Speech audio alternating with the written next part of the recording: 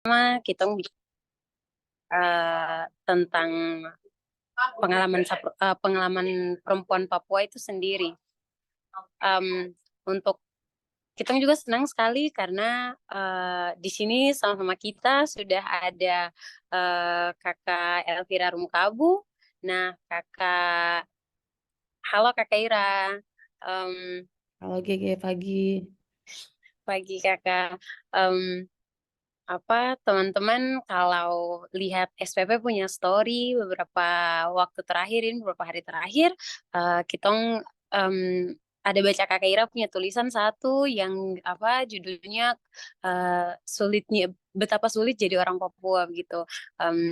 Ini mungkin jadi gambaran sedikit mengenai bagaimana jadi orang Papua saja sulit, apalagi jadi perempuan Papua. Nah, Kakak Ira adalah seorang akademisi di Universitas Cendrawasih. Kakak Ira dosen di Ilmu Hubungan Internasional, um, jurusan Ilmu Hubungan Internasional. Kakak Ira juga aktif dalam West Papua Feminist Forum, ikut menyuarakan tentang hak-hak perempuan Papua, dan juga aktif berjejaring dengan teman-teman perempuan Papua. Nah, um, mungkin kita akan langsung saja ke diskusi ya, teman-teman. Um, Soal pengalaman nih. Jadi nanti kita akan dengar Kakak Ira, nanti Kakak Ira bisa cerita juga um, pertanyaan besarnya itu kenapa pengalaman itu penting untuk kita catat, untuk kita rekam, untuk kita dokumentasikan, untuk kita publikasikan gitu. Apalagi um, apa namanya um, sebagai perempuan Papua kita banyak banyak banyak kadang-kadang kita susah untuk mendapatkan pengalaman perempuan Papua begitu karena ya itu lagi kita berangkat dari pengalaman perempuan Papua yang berbeda-beda begitu. Tiap orang punya pengalaman yang beda-beda.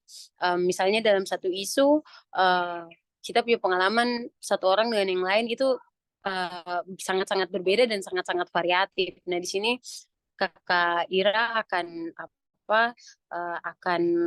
bantu kita semua untuk kasih tahu begitu kenapa penting sekali buat kita untuk um, menceritakan pengalaman orang Papua, pengalaman perempuan Papua terlebih khusus.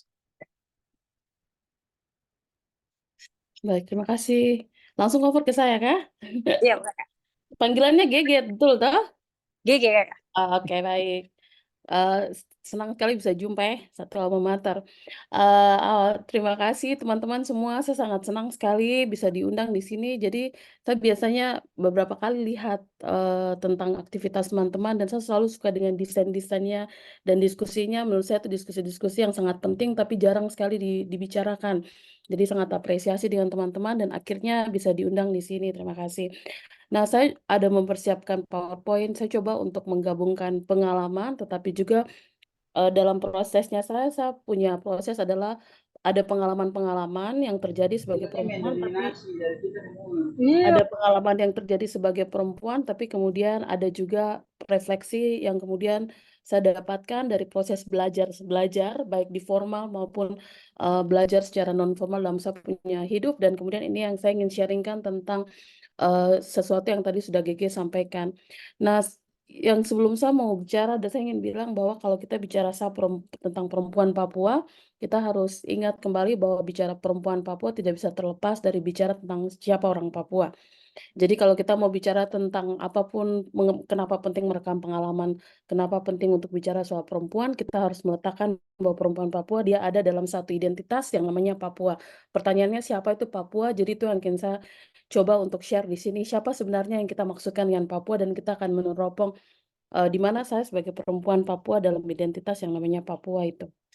Nah, eh, ini adalah saya ingin mencoba memulai dengan sebuah cerita. Jadi suatu hari tahun 2019 saya bertemu pertama kali dengan seseorang yang bernama, saya udah pasti banyak yang sudah tahu kalau banyak baca buku tentang LIPI, namanya Bapak almarhum Muridan. Jadi kita ketemu di suatu kesempatan di Jayapura dan saya sangat senang sekali untuk waktu ketemu beliau. Pada waktu ketemu rencananya kita wawancara, tetapi pas ketemu saya kemudian dalam tanda petik cerita dan sharing dan mengeluhkan sebenarnya atau berbagi keresahan dengan beliau. Jadi saya bilang bahwa kenapa anak-anak Papua, mahasiswa Papua itu kalau di kelas kayaknya susah sekali mau bicara, kadang mereka tidak percaya diri, kadang mereka merasa inferior dan ini saya alami di kampus ya, harus didorong-dorong untuk bicara.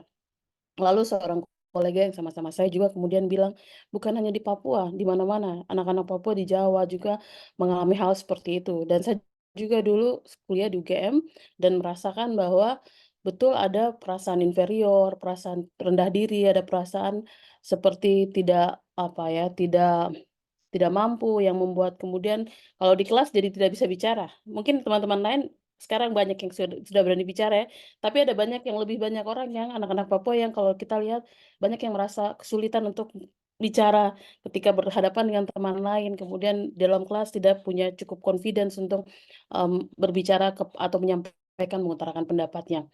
Dan, ini yang kemudian dikatakan oleh Pak Muridan, dia merespon seperti ini.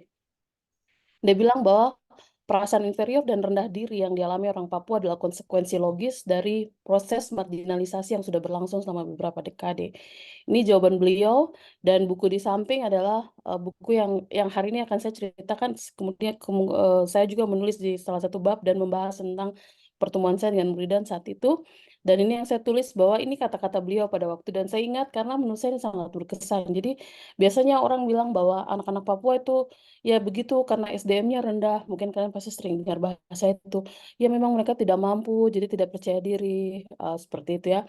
Tapi menurut saya menarik ketika Pak Muridan mengatakan, almarhum mengatakan bahwa perasaan inferior ini bukan sesuatu yang tidak sederhana kita melihat bahwa ini anak-anak yang tidak aktif karena memang mereka tidak mampu secara akademik. Tapi dia mencoba untuk melihat dari sisi yang berbeda. Dia bilang ini perasaan inferior ini logis, dan ini logis karena orang Papua itu orang yang sudah dimarginalisasi, selama beberapa dekade, ini bukan dibilang beberapa tahun atau beberapa hari, dekade itu artinya sudah puluhan tahun. Nah, hal ini kemudian membuat saya merefleksikan itu secara mendalam dalam tulisan di sini, dalam tulisan di buku ini, tapi juga kemudian yang menarik adalah saya, ketika mendapatkan judul dari teman-teman bilang soal merekam, kenapa penting untuk merekam, mencatat, atau menceritakan pengalaman perempuan. Kemudian ini menurut saya ini sangat penting untuk didiskusikan bahwa ini jadi refleksi kritis pada waktu itu untuk saya untuk melihat bahwa betul juga ada perasaan inferioritas sebenarnya kalau kita bicara soal itu. Tapi apakah itu hanya inferioritas atau itu hanya perasaan rendah diri kah? Atau ada penjelasan yang lain? Nah, kemudian seperti yang tadi saya bilang bahwa kalau kita kemudian menariknya dengan perempuan Papua, kalau kita melihat pengalaman perempuan Papua, maka kita kemudian tidak terlepas dari melihat siapa Papua. Dan cerita yang tadi ini nanti ada maksudnya yang akan di bagian akhir akan saya share kemudian dengan terkait dengan inferioritas itu. Tapi yang saya lihat adalah bahwa oke kita bicara perempuan Papua dan dalam dalam banyak interaksi justru saya sebagai perempuan Papua juga merasa bahkan di ruang-ruang kelas saya selalu merasa susah untuk bicara pada waktu saya di UGM dulu ya, susah bicara, ada sesuatu dalam saya punya diri yang membuat saya selalu membandingkan diri dengan orang-orang lain atau saya merasa sangat, minoritas dalam kelompok. Atau ada hal yang sudah melekat dalam saya punya diri yang secara tidak sadar itu membuat saya merasa bahwa memang saya inferior begitu. Hanya pada waktu dulu saya tidak pernah punya nama untuk pengalaman yang saya rasakan. Dari dulu saya tidak pernah tahu apa yang saya rasakan itu kenapa saya rasakan atau memang saya yang tidak cukup kah kalau dibandingkan dengan teman-teman lain. Nah, dalam presentasi sharing saya hari ini saya mau pakai satu kata yang namanya opresi. Jadi menurut saya kalau lihat perempuan Papua dan pengalaman dan kenapa penting untuk menulis, bicara soal pengalaman, ada satu kata yang menjelaskan tentang siapa itu orang Papua. Dan kata Papua akan saya konekkan dengan satu kata yaitu opresi. Jadi ini yang akan menjadi kata kunci ketika bicara soal perempuan. Ini kayak mengajar, mudah-mudahan tidak kayak mengajar ya, tapi ini coba saya cerita saja nih, pagi-pagi sudah weekend, baru tiba-tiba nih Kakak Ira dia bicara apa di sini. Nah, tapi saya mau bilang bahwa saya tidak mau sekedar cerita, tapi saya mau kasih tahu bahwa barang yang ketemu bicara ini sebenarnya punya juga apa, di bagian yang sesuatu yang diteliti, bukan bukan sekedar sesuatu yang kita rasakan. Jadi kalau kamu merasa seperti itu, jangan kamu pikir bahwa ini karena ada sesuatu yang salah dengan sapu diri. Percayalah itu bagian daripada kalau kamu perempuan Papua, itu adalah bagian daripada identitas Papua yang saya sebut sebagai identitas opresi atau banyak yang menyebut, oppressed identity sebagai identitas teropresi. Nah, yang penting adalah ketika kita mengalami Papua, sekarang banyak sekali episode kalau kamu nonton, sekarang yang paling heboh mungkin kemarin video viral tentang penyiksaan itu ya, dan mungkin tuh pasti siapapun manusia pasti terganggu dengan itu. Siapapun manusia di dunia ini pasti terganggu. Tetapi kemudian, kalau lihat banyak komentar orang semua bilang, "Ini sudah yang kita alami sebagai orang Papua, Papua memang seperti ini," banyak sekali. Nah, kemudian kalau kita merefleksikan itu, memang Papua itu identitas yang kita sebut tertindas. Nah, bagaimana apa itu tertindas? Kalau saya kutip lagi, dari satu, buku dia bilang bahwa, ada enormous social psychological infrastructure. Jadi dia bilang tertindas itu bukan pengalaman satu 2 hari, tapi sebuah identitas yang tertindas itu karena ada, faktor-faktor, seperti faktor-faktor sosial, psikologis, infrastructural work yang membuat sehingga sebuah komunitas atau identitas itu dia teropresi, seperti Papua. Nah, pertanyaannya memang Papua teropresi seperti apakah? Kalau sekarang mungkin kita lihat ya pelanggaran HAM paling banyak ya. Tapi kalau kita melihat rasa rendah diri yang tadi saya sebutkan di awal, ternyata tadi Bu Ridan bilang ini bukan hanya soal personal, hanya soal pribadi bahwa saya memang tidak rasa percaya diri, tapi ini ada persoalan-persoalan yang kaitannya dengan kalau kita bilang bahasnya struktural. Ini ada kaitannya dengan sesuatu yang lebih besar daripada saya diri sendiri, daripada saya punya tubuh, sesuatu yang lebih besar dari itu. Tapi apa? Nah, kalau kita menyebut Papua sebagai identitas yang teropresi, kita harus lihat kembali ke bagian belakang, harus tarik dia ke belakang. Makanya penting sekali untuk menulis, penting sekali untuk tahu sejarah, penting sekali untuk membaca, karena kita perlu melihat Papua itu sebenarnya seperti sekarang karena apa sih? Memang seperti sekarang itu sudah dari dulu Kak, atau ini sesuatu yang mungkin baru pemerintahan sekarang tiba-tiba kita diopresi. Nah, kalau kita kembali ke belakang sekali, itu kita ke belakang itu artinya kita mulai dengan introduksi kekristenan. Nanti kemudian jangan langsung salah tangkap bahwa bilang, "Oh ini bicara Kristen tidak baik," tidak ya. Tapi saya ingin menunjukkan bahwa sejarah-sejarah opresi Papua itu sebenarnya dimulai harus tarik ke belakang lagi. Nah, hal-hal seperti, di beberapa wilayah mungkin Islamisasi, di Papua kita sebut sebagai Kristenisasi. Ketika, apa namanya, tahun 1855 dan kemudian banyak, Otto Gessler datang ke Papua, ke Manokwari, dan kita lihat pada waktu itu gereja kemudian apa, kekristenan kemudian disebarkan. Nah, itu sebenarnya ada banyak perlawanan dari masyarakat pada waktu itu ya. Papua itu sebagai identitas pada waktu itu banyak sekali perlawanan-perlawanan terhadap gereja.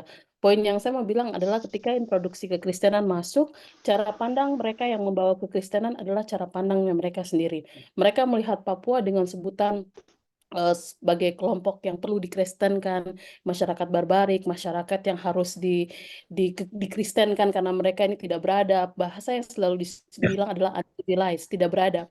Dan kita harus tahu bahwa ini cara orang luar mendefinisikan kita. Ini bukan orang Papua mendefinisikan dirinya. Ketika orang-orang misionaris datang ke Papua, mereka datang dengan sumber daya pengetahuan mereka, dengan kekuatan material mereka, dan mereka memperkenalkan kekristenan, tetapi harus ingat mereka membawa cara pandang mereka sendiri dan meletakkan itu ke orang Papua. Jadi pada waktu itu banyak sekali kondisi orang Papua saat itu adalah mereka sendiri sudah berdaulat ya, karena berdaulat dalam hal masyarakat-masyarakat adat hidup dalam komunitas komunal zaman dulu. Tapi kemudian ada perbenturan nilai antara kekristenan dengan nilai-nilai masyarakat. Tapi poin yang mau saya kasih sampaikan dari sini adalah bahwa introduksi kekristenan tidak berjalan mulus, tetapi introduksi kekristenan itu masuk bersama dengan pemikiran para misionaris yang melihat orang Papua sebagai orang yang perlu diperadabkan. Dan ketika ada pandangan representasi sangat negatif terhadap satu komunitas, itu berarti cara-cara yang dipakai dijustifikasi untuk harus membuat kelompok masyarakat itu menerima bahwa, "Oh iya betul, kita nih kayaknya barbarik, kita nih memang masyarakat yang" ada juga misionaris dalam beberapa catatan menyebut ini masyarakat yang bodoh, yang harus kemudian dikasih pendidikan supaya lebih pintar.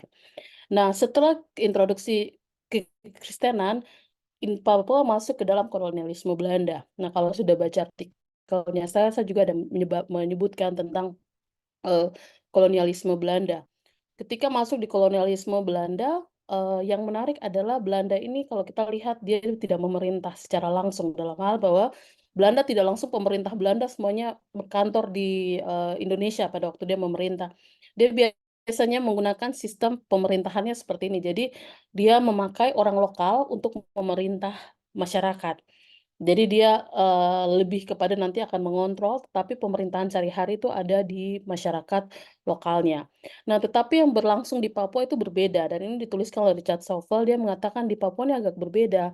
Di Papua tahun 1940, 50-an, 60, ketika Belanda ada, mereka masuk ke Papua itu mereka tidak seperti di Jawa. Kalau di Jawa, pemerintahan ada orang Belanda di struktur atas, terus ada orang Jawa yang memerintah orang-orang di bawah. Tetapi kalau di Papua, orang Belanda selalu melihat bahwa orang Papua itu sebagai orang lokal yang tidak mampu, yang belum beradab, yang bodoh, yang malas, sehingga kemudian yang dilakukan adalah mendatangkan orang-orang dari, kalau dibaca buku buku Bernarda Materai, dia bilang membawa orang-orang dari Ambon, Tanimbar, Manado datang dan kemudian mereka ini dan orang Jawa yang kemudian duduk di posisi kedua. Jadi kalau di struktur sosial begini ada piramida di atas orang Belanda, yang kedua itu diduduki oleh orang Indonesia yang terdiri dari paling banyak dulu Tanimbar, Ambon. Nah nah dalam proses waktu itu, orang Papua itu ada di level yang paling bawah. Jadi dia tidak setara, dia ada di bagian bawah. Bagaimana kita tahu? Kalau kalian baca bukunya Bu Bernarda Matra, dia bilang bahwa banyak sekali guru-guru yang kemudian dibawa dari Ambon, bawa dari wilayah-wilayah yang tadi saya sebutkan, tetapi mereka datang lagi dengan cara pandang yang negatif. Tadi kan kita bilang misionaris pada pandang negatif, sekarang, orang-orang dari Belanda, guru-guru dari beberapa wilayah ini, mereka datang dengan cara pandang yang negatif terhadap Papua, menyebut orang Papua sebagai orang bodoh, orang malas, dan sistem ini sebenarnya membuat di dalam masyarakat itu ada 3 struktur kayak kalau bikin piramida yang di pertama itu adalah orang Belanda, yang kedua adalah orang Indonesia, dan yang di bagian bawah itu adalah orang, Papua. Jadi ini sudah ada struktur sosial yang hierarkis dari atas ke bawah. Nah, dan itu terjadi dan, Stovall bilang bahwa sistem pemerintahan seperti ini yang sebenarnya disebut kolonialisme ganda, dia bilang. Jadi kolonialisme yang dialami Papua itu bukan hanya kolonialisme dari Belanda, tetapi sebenarnya dari sistem yang kedua, masyarakat, kelompok dari beberapa wilayah yang kemudian dipakai Belanda untuk memerintah, untuk sehari-hari urus administrasi pemerintahan. Guru-guru ini sebenarnya membuat ada 2 kolonialisme di Papua pada masa konteks, kolonialisme Belanda. Dan seperti dalam tulisannya saya, ini sebenarnya penyemaian akar rasisme itu sebenarnya di sini. Jadi tersemaikan karena, sudah ada langsung di dalam struktur masyarakat, struktur sosial begitu. Nah, yang ketiga setelah Belanda, kemudian kalau ikut sejarah, 69 ada PPRA, kemudian masuk dalam proses, Indonesia proses integrasi begitu ya. Nah, dalam proses ini, kalau belajar sejarah lagi, ini saya kayak ngajar sejarah, tapi ini penting sekali untuk menempatkan posisi perempuan Papua. Karena dalam proses integrasi, kalau kalian ingat integrasi Papua yang berkenalan duluan dengan Papua, Papua mengenal Indonesia dengan militerisasi. Jadi itu mungkin kata yang tepat. Papua mengenal Indonesia melalui militerisasi karena proses integrasi itu tidak berjalan mudah ya. Dan ada proses militerisasi setelah itu, bahkan proses-proses seperti PPRA sampai detik ini kan masih terus digugat ya oleh masyarakat. Nah, proses ini kemudian diikuti dengan daerah operasi militer. Nah, di situ banyak sekali kekerasan-kekerasan direct violence, kekerasan secara langsung kepada tubuh manusia Papua, tetapi juga karena ada kelompok-kelompok bersenjata, satu OPM dan TNI, dulu masih ABRI, dan kemudian pada masa Orde Baru banyak sekali operasi-operasi yang dilakukan, operasi militer. Nah, salah satu yang menarik atau salah satu yang menyedihkan kalau pernah dengar adalah Operasi Koteka. Dan menurut saya ini adalah salah satu bentuk memaksa peradaban, tanda petik peradaban ya, memaksa peradaban terhadap orang Papua untuk meninggalkan semua yang menurut orang luar itu negatif. Ketika itu adalah sebenarnya kebanggaan atau itu adalah harga diri untuk orang Papua. Skip secara singkat, setelah itu proses-proses pembangunan yang sekarang menurut saya proses pembangunan juga ada baiknya, tetapi juga saya tidak melihat bahwa pembangunan itu selalu baik. Ada banyak hal yang menunjukkan bagaimana pembangunan juga itu adalah upaya untuk memaksakan dan sebenarnya mengopresi, alat-alat untuk opresi, orang-orang Papua. Lalu kemudian sekarang kita berhadapan dengan yang namanya rasisme, dan poin yang ingin saya sampaikan dari konteks tadi adalah sebenarnya Papua itu dibentuk dari sejarah penaklukan yang panjang, itu yang mau saya sampaikan, dari kekristenan sampai sekarang, kristenisasi sampai sekarang. Orang-orang atau agen-agen yang datang melakukan semua ini, mereka ini merasa bahwa Papua itu tidak bagus, Papua itu bodoh, Papua bukan manusia, Papua tidak beradab, Papua tidak modern, Papua perlu dimanusiakan, Papua perlu diberadabkan, Papua perlu dimodernisasi, Papua perlu dibuat pintar. Kalau sekarang Papua perlu mengucap syukur atas pembangunan dan Papua perlu, apa namanya, bahasa sekarang ya, sekarang banyak yang, menggunakan kita perlu bersyukur dengan pembangunan ketika pembangunan itu hak. Jadi padahal pembangunan itu adalah hak. Nah, ini menurut saya ini adalah perang, apa ya, pengetahuan yang luar biasa dan, ini berangkat dari cara pandang bahwa orang Papua selalu dilihat bukan dari kacamata orang Papua itu sendiri. Cara pandang dunia, cara pandang Papua, siapa Papua, itu selalu dibentuk oleh mereka dari luar Papua. Mereka yang merasa ada kebutuhan untuk memanusiakan, memeradabkan, memodernisasi tentang Papua. Nah, itulah sebabnya di sini saya bilang bahwa Papua itu identitas yang tertindas bukan dihasilkan dari pengalaman satu hari, tapi ini satu proses yang sangat panjang. Nah, yang menjadi masalah adalah kalau tadi sudah ditunjukkan bahwa opresi yang dialami perempuan dan manusia Papua itu bersifat struktural, perjalanan yang panjang. Nah, yang masalahnya adalah opresi ini yang menurut saya jadi fokus mungkin share di sini adalah opresi ini tuh dipercaya bahwa kita itu memang Papua itu identitas yang bodoh, identitas yang inferior. Itu sebenarnya secara tidak sadar tuh kita langgengkan dalam hidup kita sebenarnya. Yang bahaya adalah bahwa orang Papua itu sendiri mempercayai kebohongan tentang inferioritasnya, dan dia membiarkan itu dilanggengkan, jadi itu bisa banyak manifestasinya sebenarnya. Nah, tadi waktu saya ceritakan dulu saya pernah kuliah. Dulu saya pernah merasa yang namanya di ruang kelas dipermalukan, meskipun teman-teman merasa itu guyonan, saya tidak punya nama untuk pengalaman itu.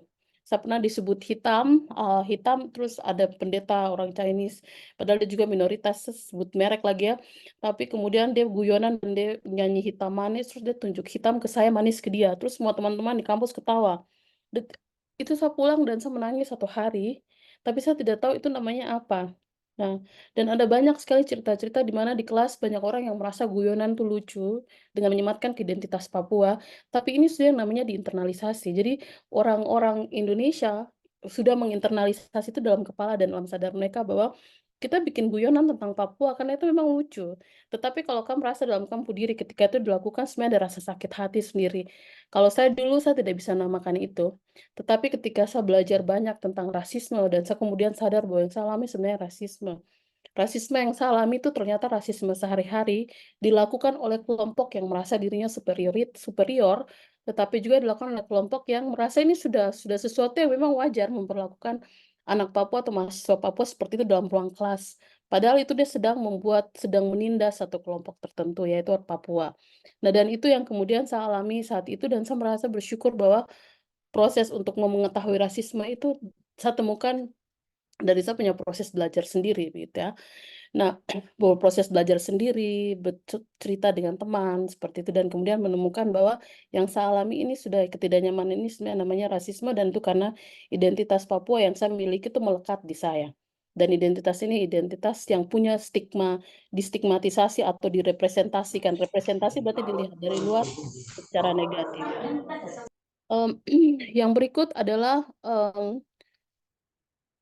lalu pertanyaannya kalau misalnya opresi itu adalah sesuatu yang dipercaya dan dilanggengkan, bukan hanya oleh orang Indonesia, bukan hanya oleh negara ini, tetapi juga oleh orang Papua itu sendiri. Ini menjadi pertanyaan dan cara pandang yang sangat penting untuk kita tanyakan.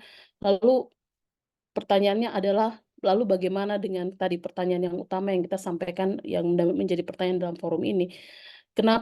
Lalu apa yang bisa saya buat begitu, dan kenapa saya harus cerita dan saya harus menulis tentang Papua, tentang saya sebagai Papua, apakah pengalaman saya cukup penting untuk saya tuliskan? Nah, menurut saya sebagai perempuan Papua, kalau tadi dari penjelasan ini mudah-mudahan teman-teman bisa dapat gambaran bahwa, oh saya perempuan Papua dan itu tidak bisa terlepas bahwa saya ada dalam masyarakat yang memang tertindas, begitu. Nah, saya harus cerita dan menulis, saya harus bicara, tapi saya lebih suka kalau kamu menulis. Bicara itu bagus, tetapi menulis sudah lebih abadi. gitu ya. Menurut saya penting sekali karena tadi, satu, representasi Papua Papua itu selalu dibangun dengan cara pandang dari luar Papua, sehingga itu melemahkan Papua itu sendiri. Orang Papua tidak biasa dilihat sebagai masyarakat berdaya, masyarakat yang kuat, masyarakat yang punya cara bertahan hidupnya luar biasa.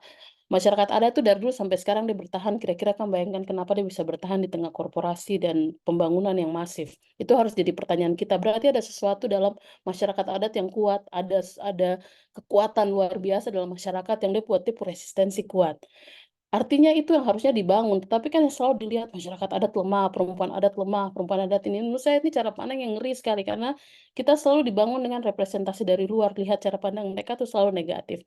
Kedua, perempuan Papua itu bagian dari identitas opresi, tadi sudah saya bilang, oleh karena itu kita harus banyak menulis untuk menunjukkan kita punya emansipasi, untuk menunjukkan kita punya cara yang bagaimana kita bisa melawan itu. Ketiga, saya pikir menulis itu adalah bagian daripada mewariskan pengetahuan untuk generasi Papua selanjutnya. Banyak pengetahuan Papua yang sudah hilang karena orang tidak menulis, tidak mendokumentasikan itu. Kalau kita mau cari tulisan tentang Papua, kita merujuk ke tulisan-tulisan orang-orang bule berapa puluh tahun yang lalu.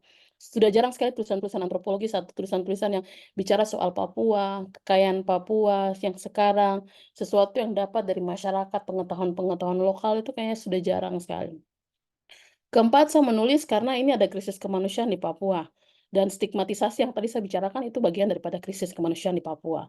Dan yang kelima adalah jalan emancipatif untuk survive, karena menurut saya bahwa menulis itu adalah cara kita untuk tidak hanya healing, tetapi cara kita untuk menunjukkan bahwa di tengah kekerasan yang kita alami, mau kultural, struktural, langsung, kita tetap bertahan, kita tetap survive. Dan poinnya ingin saya bilang adalah bahwa perjuangan di Papua menurut saya sekarang itu adalah perjuangan survival, perjuangan untuk tetap bertahan gitu. Saya tidak terlalu, menurut saya ingin keluar dari dikotomi politik ideologi Papua NKRI harga mati, Papua merdeka misalnya yang selalu diperdebatkan, itu ideologinya orang, semua orang punya ideologi masing-masing, tapi yang saya bilang ingin sampaikan bahwa perjuangan di Papua itu menurut saya perjuangan survival, terlalu kompleks sekali dan ini adalah perjuangan untuk bagaimana kita bertahan, sehingga menulis itu adalah bagian yang sangat-sangat penting daripada kita punya survival strategy. Mendokumentasikan pengalaman apapun, jangan katakan satu pengalaman tidak terlalu penting. Saya dulu mengalami rasisme, baru 15 tahun kemudian saya merilis satu artikel di Jakarta Post yang banyak sekali waktu pembacanya yang terkait dengan rasisme waktu Global Lives Matter ya. Saya menulis tentang Papua Lives Matter, dan ketika itu dikeluarkan saya rasa tuh healing sekali untuk saya. Tapi itu butuh waktu sekitar 10-15 tahun gitu. Tapi saya bersyukur ketika saya mengeluarkan artikel itu, beberapa dosen ada yang mendekati dan tanya apakah aku mengalami rasisme. Ada seorang teman di UGM kemudian WA dan minta maaf ke saya. Dia bilang, saya minta maaf, saya tidak tahu apakah saya pernah melakukan ini, tapi pasti saya sudah melakukan meskipun saya tidak sadar. Dan menurut saya ini adalah sesuatu yang menurut saya healing untuk saya begitu. Dan saya merasa saya mereklaim saya punya pengetahuan dan saya merasa saya bahwa bisa menjelaskan itu kepada orang-orang di luar sana. Terakhir dari saya, ini kata terakhir dari saya, kata terakhir seolah-olah mau kabur langsung setelah ini. Dari semua poin yang ini yang saya mau bilang adalah, terus kita bikin apa? Kayaknya terlalu mau bikin apa? Mau lawan negara? Mau lawan orang Indonesia? Mau lawan apa? Siapa yang lawan? Menurut saya cara berpikirnya tidak seperti itu juga. Menurut saya, ini soal pertarungan tadi tuh yang saya bilang, pertarungan cara pandang, pertarungan pengetahuan. Mari kita mulai dari kita pu diri sendiri. Marcus Garvey dia bilang, "Emancipate yourself from mental slavery, none but ourselves can free our minds." Emansipasiku pu diri dulu dari perbudakan. Ini perbudakan pengetahuan mental ini sebenarnya yang kita sedang alami.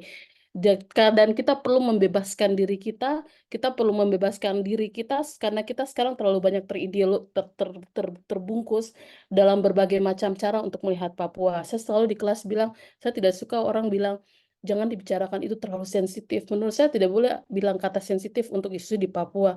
Kalau kau pakai kata sensitif, kau akan membatasi membicarakan Papua dan kau akan menjustifikasi berbagai macam penderitaan-penderitaan orang Papua. Karena aku tidak merasa kita tidak boleh bicara itu terlalu sensitif Ibu Ira kayak gitu. Dan itu banyak juga dihidupi oleh teman-teman dosen gitu, terlalu sensitif bicara gunung pantai, Papua non Papua. Itu harus dibicarakan karena kalau didiamkan dia akan meledak. Oleh karena itu free our minds, menulis itu cara kita membebaskan diri, bicara, buka buka tempat dan forum seperti ini itu menjadi baik sebagai bagian daripada mengemansipasi diri kita. Terima kasih banyak, mudah-mudahan tidak kayak macam perkuliahan 3 SKS. Terima Makasih. terima kasih banyak Kak Kaira. Yuk, apa namanya? Relate sekali. Relate sekali dengan apa, apalagi kalau misalnya teman-teman em, apa namanya, yang misalnya kalau teman-teman merasa ini terlalu dekat dengan teman-teman punya pengalaman pribadi, terus teman-teman butuh waktu untuk kayak ambil em, jeda untuk real apa istirahat sebentar, tenangkan teman-teman punya pikiran. Em, Silahkan teman-teman, ini ruang aman untuk kita semua. Teman-teman punya pengalaman itu penting, teman-teman punya perasaan itu penting. Orang di ruangan ini sangat-sangat memperhatikan itu, dan tong kalau ada teman-teman yang apa namanya sudah apa namanya sedang sedang berpikir untuk kayak aduh ini relate sekali dan sebagai macam, terus kayak oh ya punya pengalaman juga tentang ini, nanti mungkin teman-teman boleh bagi di kolom komentar ya biar nanti dibaca bersama-sama. Tapi benar sekali apa yang Kak Ira bilang tadi, em, soal apa dan warisan. Jadi itu bukan hanya sesuatu yang terjadi baru-baru ini atau kayak em, apa namanya kita merasa rendah diri itu karena memang memang kok saja yang kurang percaya diri begitu, tapi em, dia punya faktor banyak sekali, dan faktor-faktor itu kadang bikin orang tidak bisa lihat tong punya potensi diri dengan baik, dan kadang juga tong merasa Aisyah saya tidak bisa bikin ini, jadinya tidak mau mencoba sesuatu hal yang baru atau tidak mau mencoba hal-hal lain yang bikin tong tetap ada dalam tong punya apa namanya tong punya bubble-bubble sendiri atau tong punya gelembung-gelembung sendiri. Ya kalau saya tentunya ada punya apa namanya ada punya pertanyaan-pertanyaan, boleh juga nanti mau sampaikan langsung boleh. Di kolom komentar juga boleh sekali. Em, Adakah teman-teman yang ingin bertanya lebih dulu kepada Kakak Ira? Kalau tidak ada nanti saya yang tanya.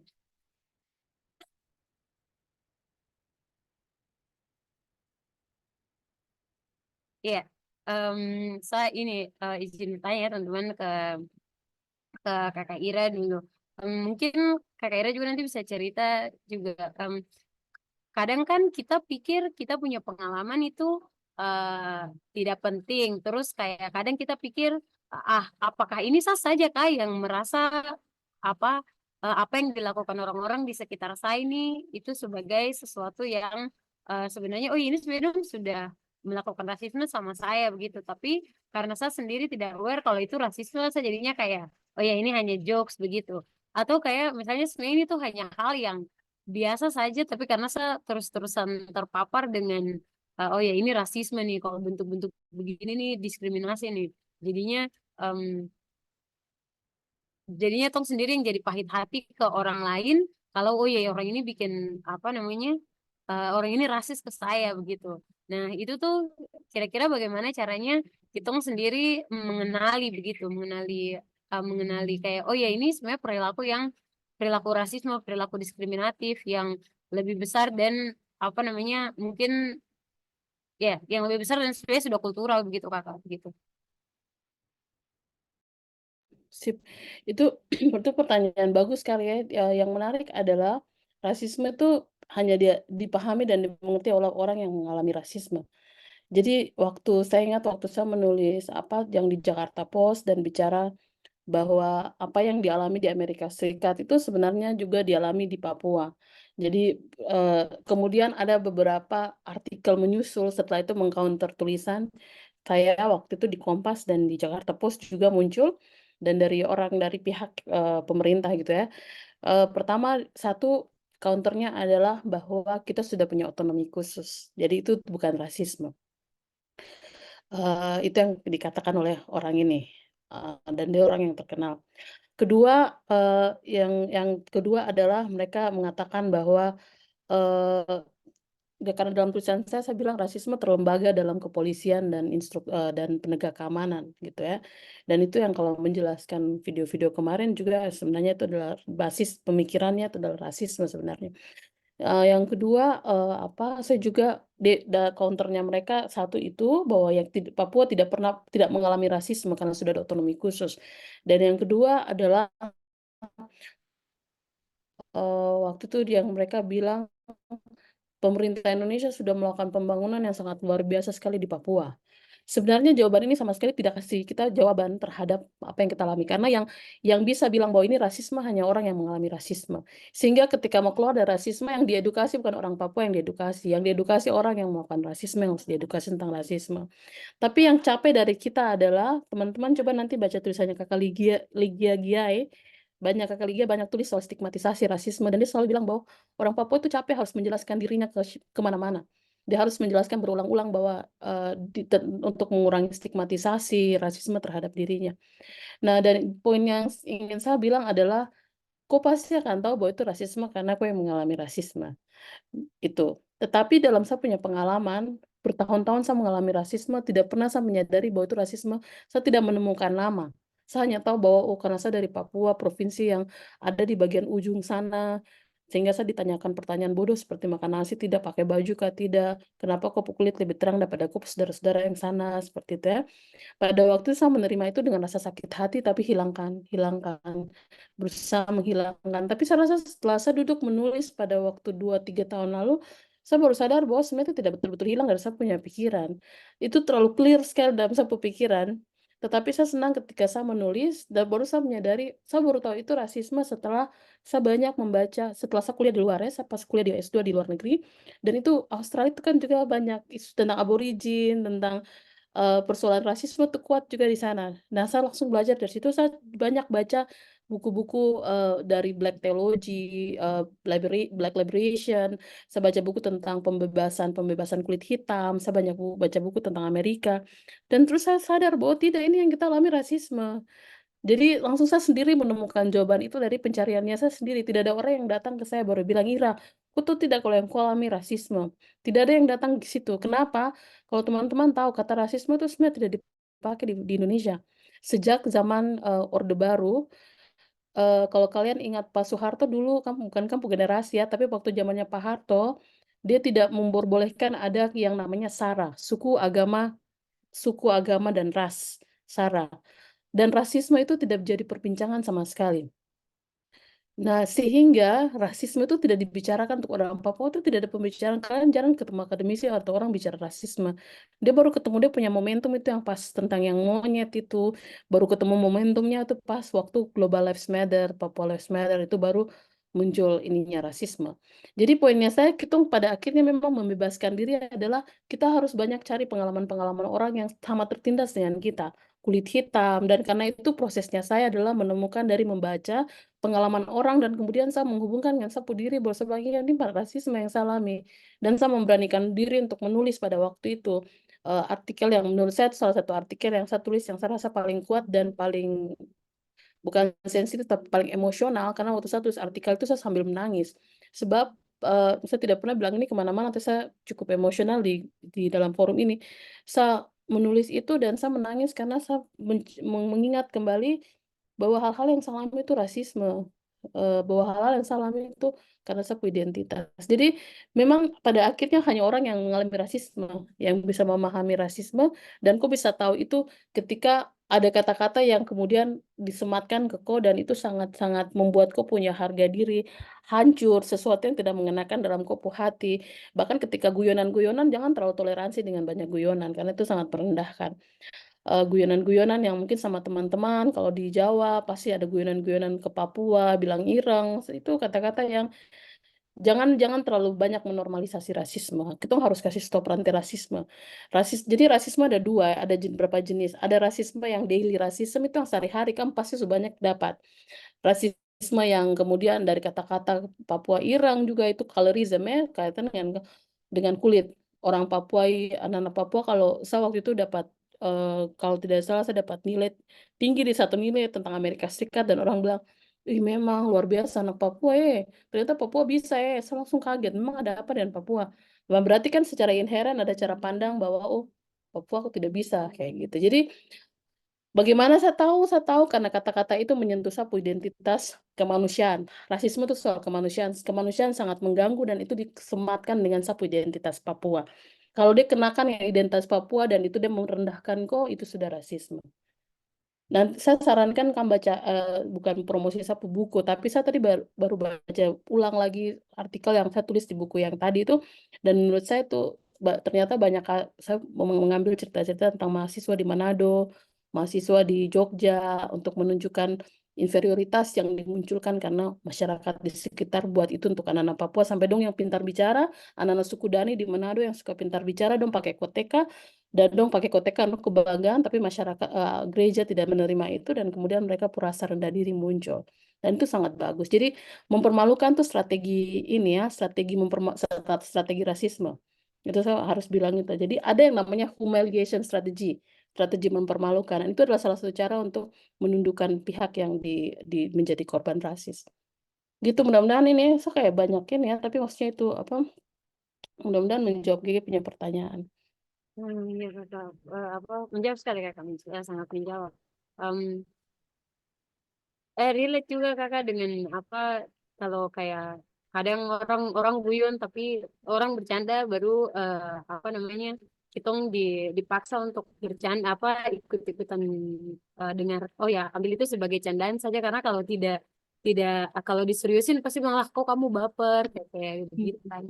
Nah, em, yang yang yang saya mau tanya juga tuh begini kakak, kadang kan kalau kita bicara soal, bukan kadang, sering kali kalau kita bicara soal em, apa namanya diskriminasi, terus apa yang kita alami, itu kadang orang bilang ih kami mental masih mental korban sampai kenapa kenapa kamu tuh selalu harus lihat kamu tuh diri sebagai korban begitu. Terus kayak kalau sudah begini dari segi mana kita apa harus lihat tong punya diri kan. Oke. Sip, membicarakan sesuatu tidak berarti membuatku menjadi korban ya. Jadi ini menarik sekali. Eh, ada suatu apa? Ada satu saat di mana seorang teman yang dia pernah mengalami kekerasan dalam pacaran, dia men-sharingkan dia punya cerita dan kemudian ada beberapa teman yang mengkritik bahwa itu dia tidak boleh sharing cerita tuh. Dia nanti memproduksi dia trauma ulang dan membuat dia apa namanya dan membuat dia menjadi korban secara terus-menerus. Tetapi kemudian dia punya jawaban tuh menarik. Dia bilang, saya sudah selesai dengan hal itu. Saya sudah tidak merasa ada dalam siklus kekerasan. Saya sudah tidak ada dalam siklus kekerasan itu dan saya sudah keluar dari situ dan saya bahkan sudah mengampuni orang yang melakukan kekerasan. Yang saya lakukan sekarang adalah bicara banyak soal ini supaya saya punya teman-teman perempuan yang lain tidak ada dalam lingkaran toksik yang sama. Dia tidak melihat dirinya sebagai korban, dia melihat dirinya sebagai seseorang yang sudah keluar dari yang namanya korban. Kalau orang biasa pakai bahasa penyintas, tapi menurut saya dia bukan sekedar penyintas, dia orang yang sudah merdeka, dia sudah mau membebaskan dia punya diri dan dia siap untuk menjadi agen untuk mempengaruhi lebih banyak perempuan supaya tidak ada dalam relationship yang toksik. Nah, poin yang saya mau sampaikan adalah ada orang yang itu cara perspektif orang ya. Ketika aku bicara terus-menerus dia akan bilang kok korban. Ketika saya bicara terus-menerus soal pengorbanan Papua, beberapa teman-teman bilang, kok nih kok tinggal bicara aku orang Papua, terus kapan kok bicara kita lagi ya itu ya. Kapan kok bicara kita di Papua kita juga korban. Ada yang teman-teman kayak gitu. Tapi menurut saya tidak perlu terganggu dengan kata-kata itu.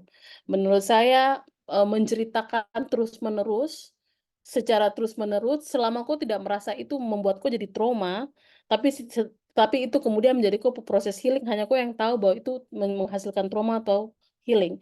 Kalau kau trauma, kau korban. Kau harus akui itu. Dan kau belum selesai dan kau harus punya proses sendiri untuk kau diri. Tetapi ketika kau sudah selesai, kau healing dan kau bisa bicara di forum tentang kau pengalaman, kau bisa bicara berat dan terus-menerus kau membicarakan itu adalah bagian daripada kau mengcounter pengetahuan yang orang-orang bicara tentang satu isu dan kau mengcounter itu menurut saya baik. Jadi menurut saya tidak perlu terganggu dengan orang bilang korban tinggal bicara isu Papua nih orang sedikit yang bicara guys, terlalu sedikit. Anak muda sekarang tidak terlalu banyak, ada banyak yang bicara Papua, tapi lebih banyak yang tidak bicara Papua dan lebih banyak yang tidak peduli. Jadi saya selalu senang kalau anak-anak muda seperti ini pergi bicara soal kekerasan perempuan perempuan. Itu bukan bukan kekerasan soal domestik saja, tapi kan bicara soal kekerasan negara, itu menurut saya sangat apresiasi kan punya forum dan kerja-kerja itu menurut saya bagian penting daripada tadi, kita counter, kita balik narasi, kita lawan narasi kuat dan terus-menerus dilakukan supaya menyadarkan dan mengedukasi banyak orang.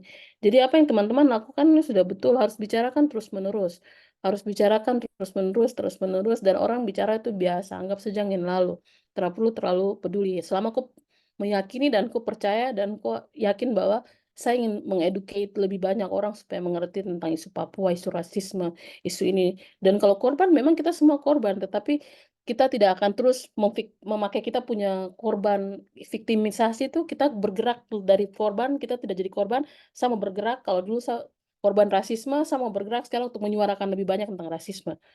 Saya ceritakan, kalau sekarang saya bisa ceritakan tentang hitam manis tadi guyonan kepada kalian dengan sangat santai, itu karena saya sudah melewati 15, 16 tahun, guys, bayangkan.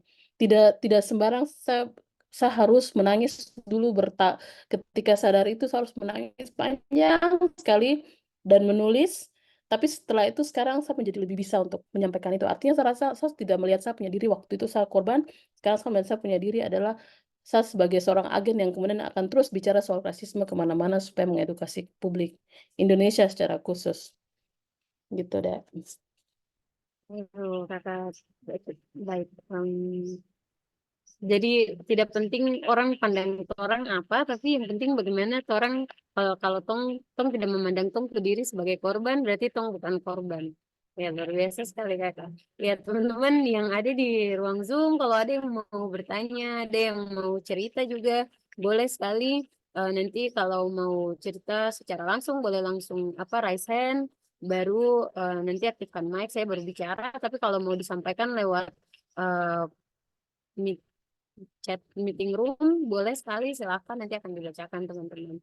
Em, Iya, ini sekali ya kakak apa namanya em, sangat-sangat ya relate semua semua pasti yang ada di sini bisa mulai sudah mulai yang kayak iyo betul ya iyo gitu-gitu.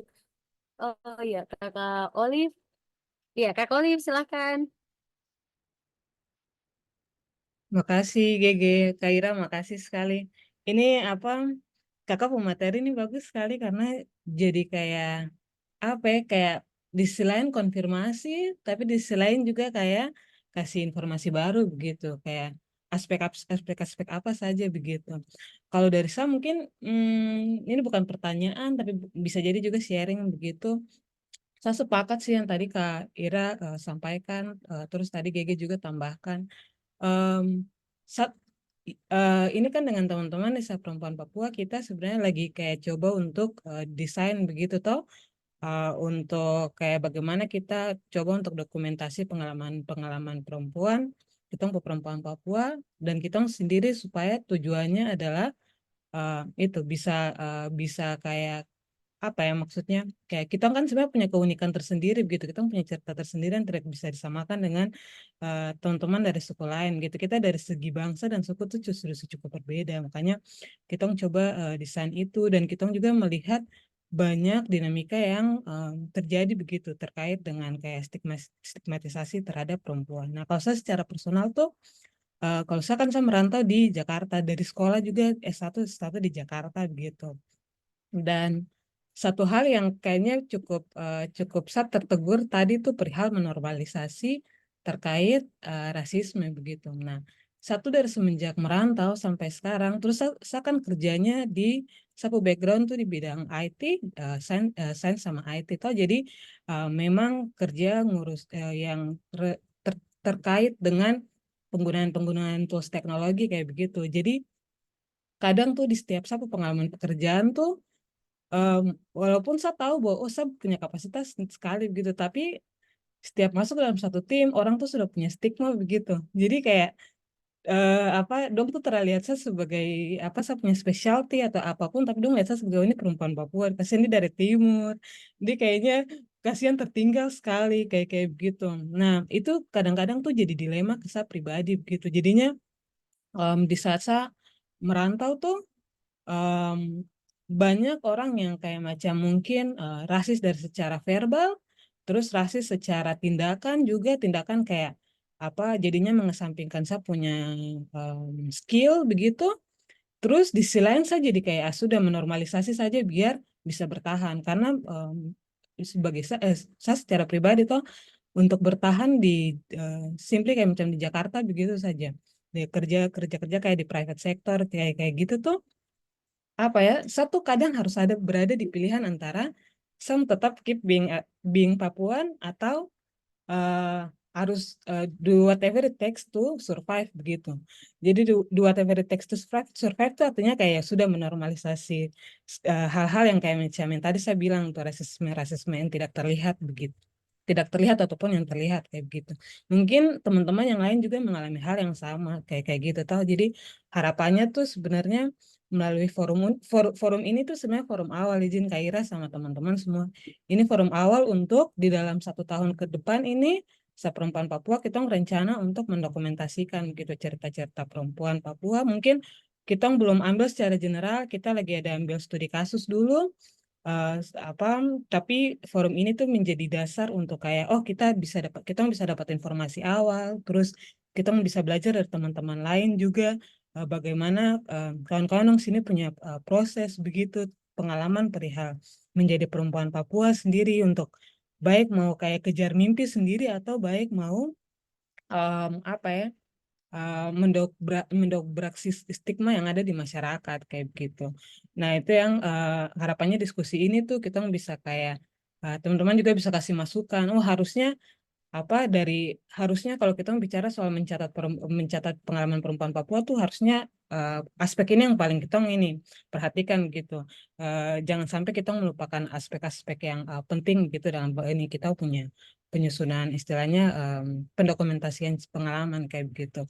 Dan ini menarik karena seperti yang tadi saya bilang kadang tuh as a Papua nih kita pas merantau tuh kita kadang harus memilih begitu being kita diri sendiri atau kita harus bertahan hidup untuk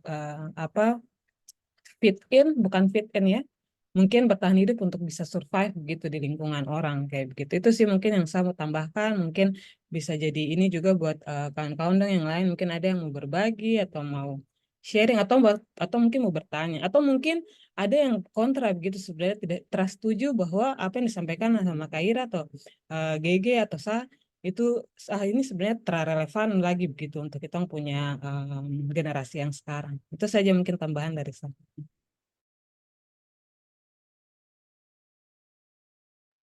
Katolik, terima kasih banyak. Lebih jauh. Loh. Apa namanya? Iya betul Kak Olive. Nanti mungkin teman-teman bisa ya bisa di kolom chat juga atau kalau mau berbicara silahkan gitu.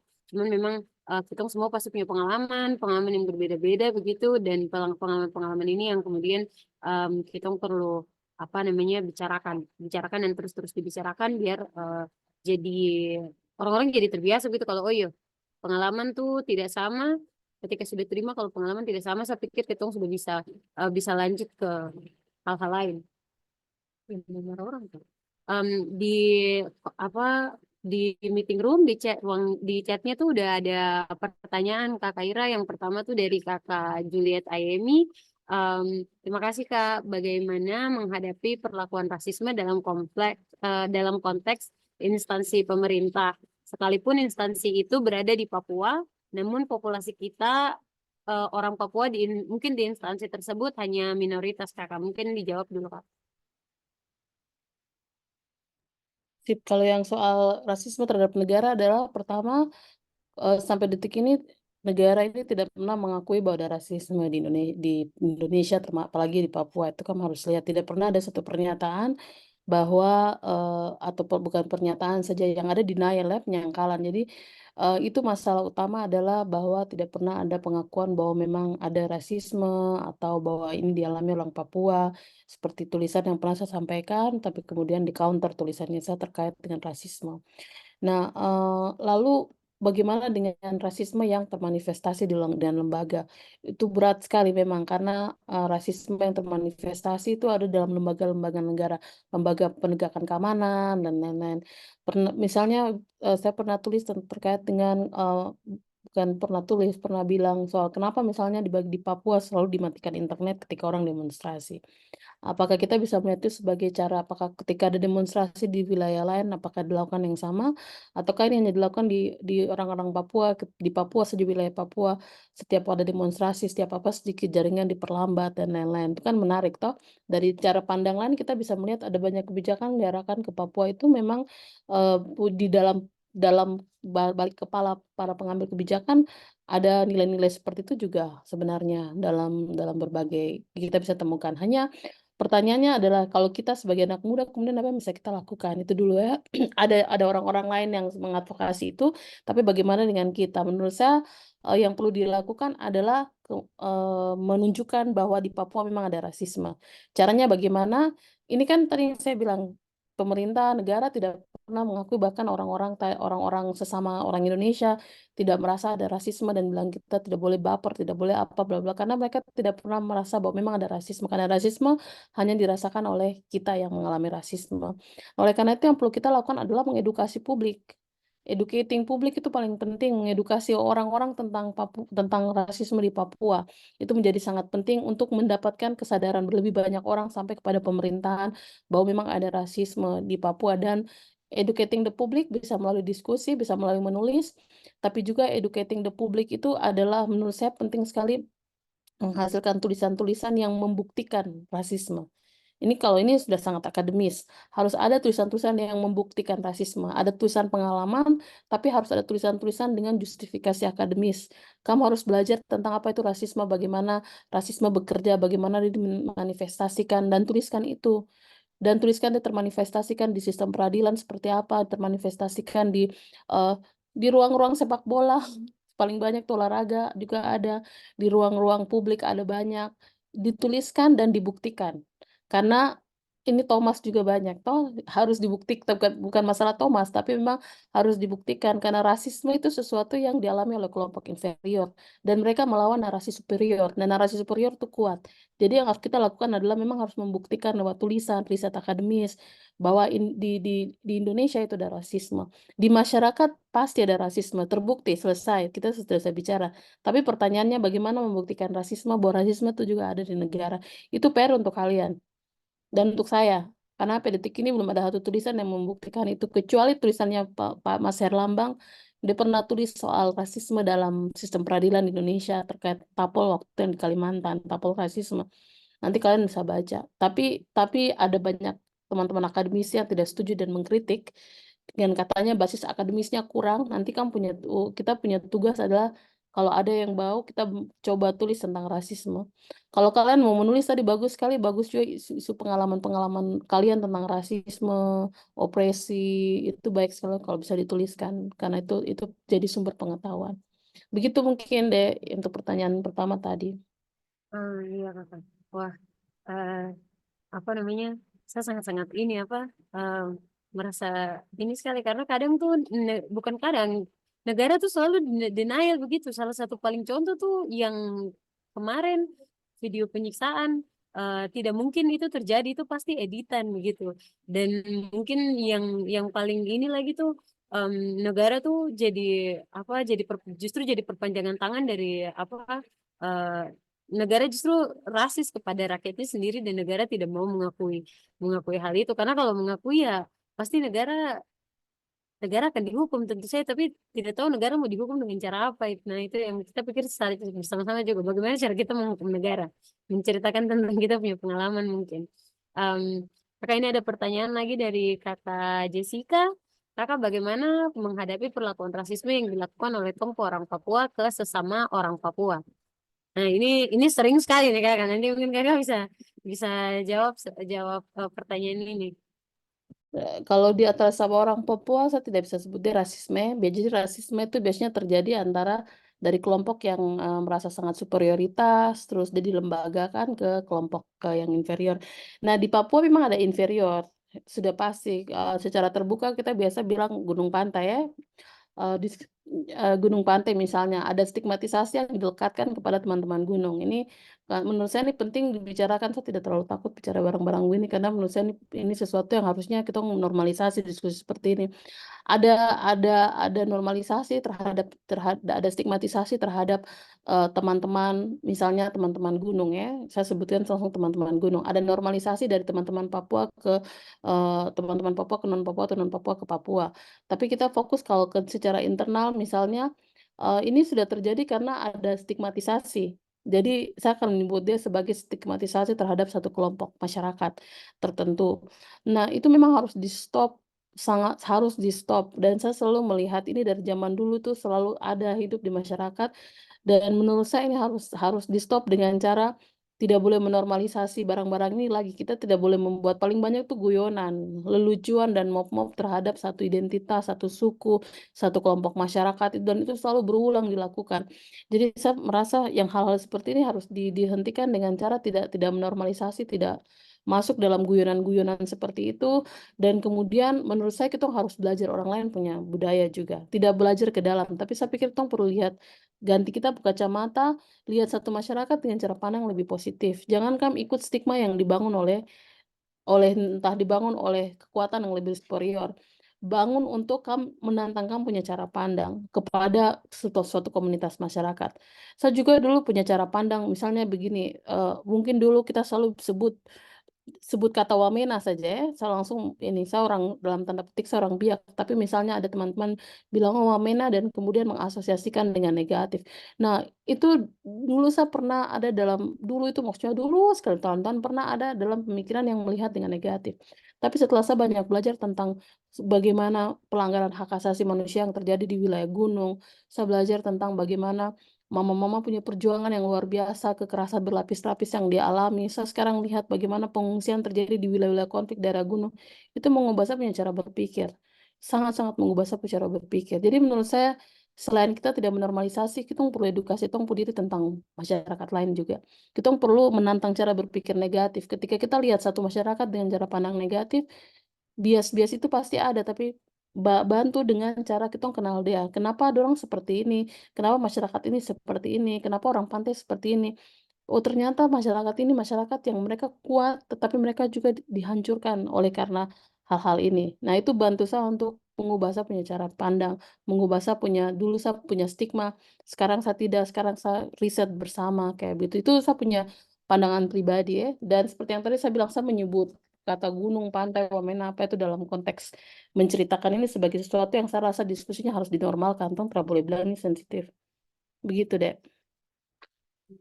Benar kakak, benar. Ini apa setuju sekali begitu. Kadang ya kita orang sesama orang Papua saja masih mengkotak-kotakan gimana orang tidak apa pergunakan itu sebagai alat untuk semakin diskriminatif terhadap kita ya kakak. Em, ini ada lagi kakak yang tanya dari kakak Sativa.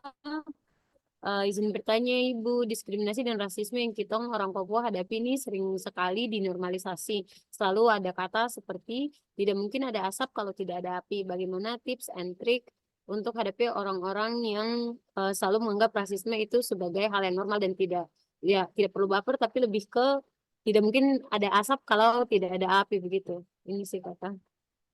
Ya, dan begitulah caranya kolonialisme dan opresi bekerja, dengan membatasi kita punya cara berpikir. Dan itu yang makanya tadi si Marcy Garvey dia bilang adalah apa, bebaskan kau punya diri, free liberate kau pemain, bebaskan kau punya diri. Linda Smith bilang bebaskan, dekolonisasi kau punya pikiran. Menurut saya memang kata-kata seperti ini kata-kata yang mengkotakkan kita. Di Papua itu kita mau berpikir saja diatur, gitu ya.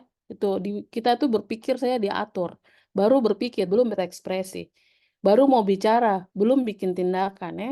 Jadi memang itu masyarakat yang maksudnya kondisi di Papua tadi di awal memang saya jelaskan ini opresi. Jadi kalau kita opresi ada pihak yang mengopresi. Jadi ketika mengalami hal seperti itu menurut saya jangan langsung masuk dan kemudian kita merasa bahwa iyo betul yang nanti dia bicara betul, kayaknya terlalu baper. Terus kita mulai mempertanyakan diri. jangan-jangan betul yang dia bilangnya itu biasa itu terjadi.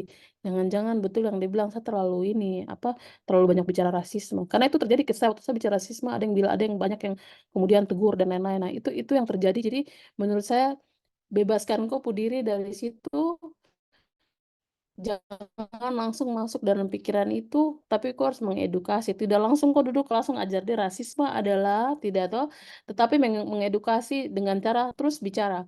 Keep talking, keep writing, tulis banyak, bicara terkait itu. Tapi bicara itu bukan langsung bicara-bicara saya sembarang, kan bicara dengan tujuan yang jelas. Tujuan mengedukasi orang, tidak hanya menumpahkan emosi. Itu yang selalu jadi persoalan. Banyak orang Papua bicara hanya untuk menumpahkan emosi. Itu ada ruangnya, ada ruang aman sendiri. Tapi waktu kau mau mengedukasi publik, kau bicara dengan sasaran yang jelas, dan kau harus membicarakan itu. Lalu betul tadi Olivia bilang bahwa identitas itu memang kita negosiasikan. Ada saat-saat di mana kita nanti kalau saya terlalu ini, saya tidak setuju dengan guyonan, saya tidak diterima oleh saya punya komunitas. Tapi kamu harus ingat bahwa rasisme itu menjadi masalah karena dia ada di kita pun nilai kemanusiaan paling dalam, itu martabat harga diri. Dan untuk harga diri menurut saya kok tidak boleh negosiasi. Karena rasisme itu dia menyentuh titik kemanusiaan paling dalam sebagai manusia. Itu manusia yang dibicarakan, dia tidak bicara ideologi, dia tidak bicara lain-lain. Rasisme itu bicara manusia. Jangan kau menegosiasikan kau kemanusiaan. Itu poin yang menurut saya, jangan kau menegosiasikan kau kemanusiaan dengan guyonan-guyonan. Kau bisa menunjukkan kau ketidaknyamanan dengan sampaikan saya tidak nyaman dan kau punya ini lelucuan. Bukan berarti kau bicara gitu orang tiba-tiba kan terjadi berteman. Oh, kalau dia bicara gitu dia tersinggung dan tidak mau berteman, dia yang rugi. Dan itu berarti kau tahu kau karakter teman itu dia tidak menghargai kau. Itu saja. Jadi jangan menegosiasikan kau kemanusiaan dengan hal-hal yang menurut saya tidak lebih penting daripada kemanusiaan. Lebih baik hidup dihargai itu daripada hidup ditindas terus-menerus. Begitu. Mudah-mudahan menjawab ya deh ke pertanyaan. Ya, semoga menjawab pertanyaannya Kakak Sapita ya. Em, Tadi ada yang raise hand Kakak, Kakak Hana, Kakak Agustina Hana. Hana masih di room Zoom Kak. Halo, ya,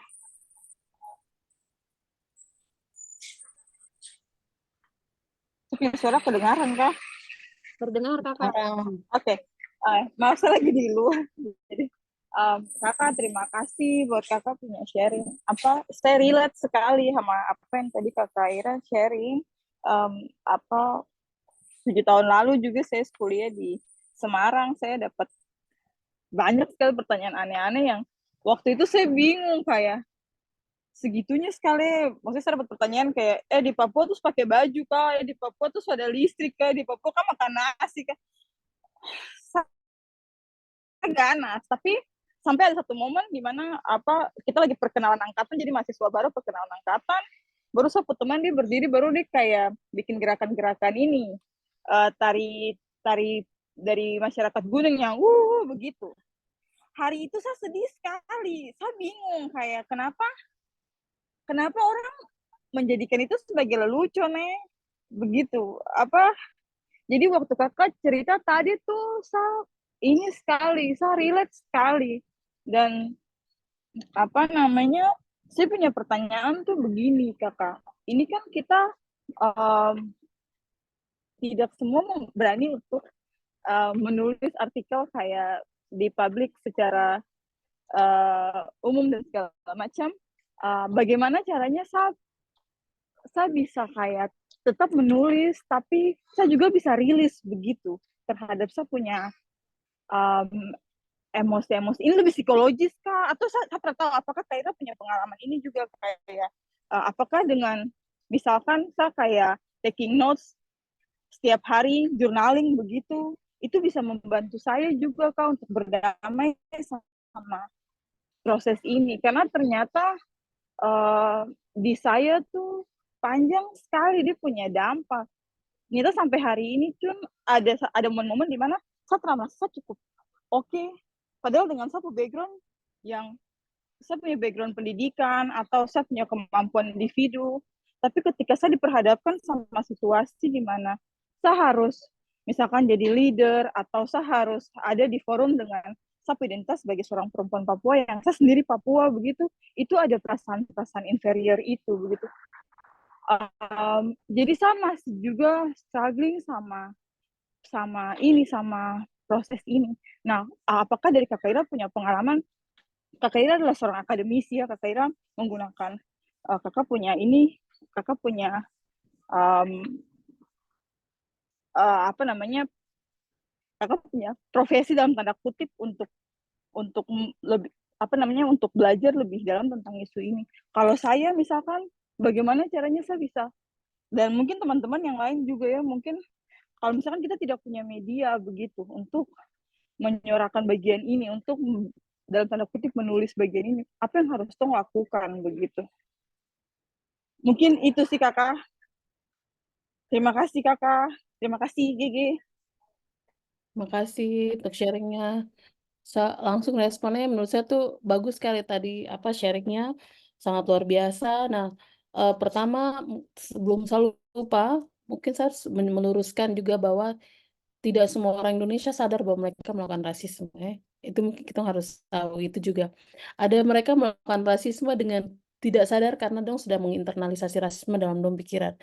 Jadi guyonan yang dilakukan ada yang intensional memang melakukan itu karena memang dia sadar betul tentang Papua.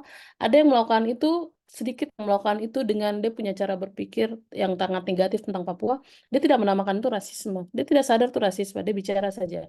Jadi yang perlu kita lakukan betul kita harus menghentikan itu. Kita harus mengedukasi bahwa kau tahu tidak yang kau bikin itu rasisme. Nah ini saya rasa penting sekali untuk bilang ini karena ada teman-teman yang tadi bilang dia minta maaf ke saya perempuan yang sahabat yang minta maaf ke saya, justru dia orang yang menurut saya tidak melakukan rasisme ke saya, tapi dia tiba-tiba merasa bahwa mungkin saya tidak sadar saat itu bahwa itu rasisme, jadi saya minta maaf berapa tahun setelahnya. Nah itu yang ingin saya share yang pertama. Yang kedua tadi betul deh, tidak semua. Tadi saya berpikir begini, betul yang kita harus lakukan adalah melakukan sesuatu untuk melawan rasisme, dan itu bukan kemudian selesai 1-2 hari. Caranya bagaimana? Tentu saja tidak semua harus menulis karena dan tidak semua menulis kadang bukan juga ruang aman untuk beberapa orang ya. Nah, pertama memang menurut saya ada cara-cara co-healing dengan banyak media. Ada salah satu saya punya teman, dia bukan orang Papua, tetapi dia sangat dia ingin menulis tentang dia ingin tentang ekspresikan tentang rasisme. Yang dia lakukan adalah melakukan fotografi. Jadi dia fotografer, dia rilis beberapa gambar yang sangat kuat tentang rasisme, warna hitam putih dia punya gambar. Dan saya lihat itu saya merinding dan dia mengedukasi publik lewat rasisme lewat foto. Ada cara seperti itu. Ada yang bikin rap di Amerika Serikat. Salah satu cara menunjukkan eksistensi orang kulit hitam dan melawan rasisme adalah mereka melalui rap.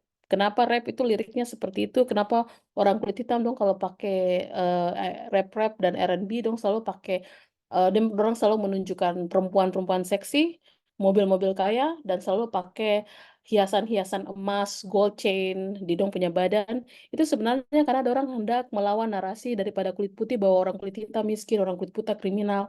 Mereka kasih masuk simbol-simbol tentang kemakmuran, simbol-simbol tentang kekayaan untuk menunjukkan bahwa ada orang juga emancipated, bahwa ada orang juga setara atau sama dengan orang kulit putih. Jadi tidak boleh dilihat sebagai kelompok inferior. Nah, logika seperti itu bisa dipakai kemudian di Papua juga. Saya pikir ada beberapa teman-teman yang sudah mengeluarkan lagu, stand up komedi, fotografi, bahkan yang menarik kalau teman-teman perempuan, beberapa teman-teman aktivis juga kan, aktivis muda melakukan fotografi tentang foto-foto tentang perempuan-perempuan Papua dari berbagai macam atribut fisik yang berbeda-beda, mau kulit hitam, kulit putih, mau albino, rambut ini, rambut itu. Nah, itu adalah cara-cara kreatif menurut saya untuk melawan rasisme. Jadi coba pikirkan apa yang menjadi saya punya kekuatan dari saya punya diri, dan itu yang kemudian saya akan pakai dan menuliskan. Aku tidak langsung kasih masuk foto dan aku bilang ini untuk melawan rasisme, tidak. Tapi ketika kau menunjukkan itu, kau menunjukkan kecantikan perempuan Papua dalam berbagai macam diversitas, itu sebenarnya kau sedang mengedukasi orang untuk kau tidak lihat Papua itu hitam black keriting yang kau selalu bicara, dan kemudian kau kasih bahwa dia itu bodoh. Itu kan selalu yang dilihat orang. Tapi ketika kasih masuk, entah misalnya foto-foto perempuan-perempuan Papua dari sisi orang Wamena, orang Biak, orang Kaimana, perempuan yang berjilbab, perempuan yang ini, dan semua kita bilang ini perempuan Papua, itu sebenarnya mau menantang orang di luar untuk melihat Papua dengan cara yang baru. Jadi yang perlu kita lakukan, kasih tunjuk kekuatan identitas karena kita selalu dilihat sebagai identitas yang lemah. Identitas Papua tuh hanya dilihat satu aja. Papua itu ya Papua satu, yaitu yang kulitnya hitam dan rambutnya keriting. Di luar itu tidak ada Papua. Nanti kalau muncul yang putih, yang kulitnya terang sama rambut sedikit warna-warni baru lurus, nanti dong bilang, "Ku pasti ada peranakan, ku pasti ada ini, ku pasti ada itu." Ya gitu toh. Terus kalau dibilang peranakan terus dia senang. Kayak gitu. "Ah, tidak kok, saya asli Papua." Kayak gitu. Jangan terlalu kita jangan menerima itu sebagai pujian ya. Menurut saya itu tidak bisa diterima sebagai pujian. Harusnya kok pertanyakan, "Emang Bapak pikir orang Papua seperti apa?" Jadi ya, kayak gitu. Jadi itu hal-hal kita edukasi dengan cara-cara yang simpel-simpel, ada cara yang kreatif, ada cara yang kalau yang suka kasih mati langsung padam langsung di limit, biasanya langsung padam di limit. Ada yang cara-cara menjawab cerdas, jadi ada banyak media, tinggal nanti ada dong lihat mana yang saya rasa pas. Tapi poin yang lain yang penting adalah, aku harus me-manage-ku psikis juga toh. Jadi ketika aku merasa bahwa ini saatnya saya bisa masuk di isu itu dan menulis misalnya, itu betul-betul karena aku sudah siap, begitu ya. Jangan aku memaksa diri, padahal secara psikis aku belum merasa cukup siap. Jadi, aku sudah harus selesaikan itu secara internal. Nah, lalu soal ruang ya, yang berikutnya menurut saya bagus ruang-ruang yang kamu ciptakan begini, mungkin ada ruang yang lebih kecil yang kamu buat, diskusikan itu di antara kalian tentang rasisme, pengalaman baku bagi untuk saling kasih kuat, begitu.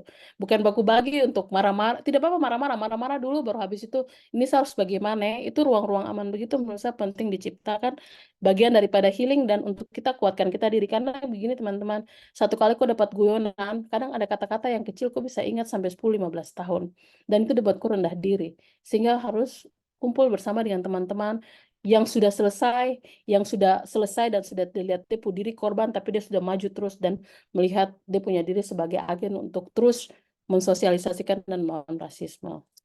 Begitu, Dek. Wah, Kakak, terima kasih banyak. Terima kasih, Dek, pertanyaannya. ya luar biasa sekali kakak Ira, kakak Hana. Terima kasih juga sudah cerita kakak Hana pengalaman.